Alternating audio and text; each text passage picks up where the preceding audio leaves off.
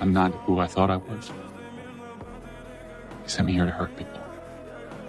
Parents aren't for telling their children who they're supposed to be.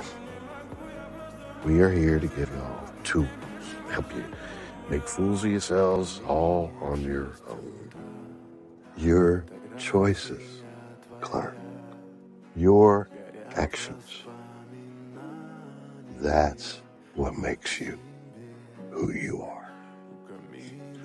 I'll tell you something, son. I couldn't be more proud of you.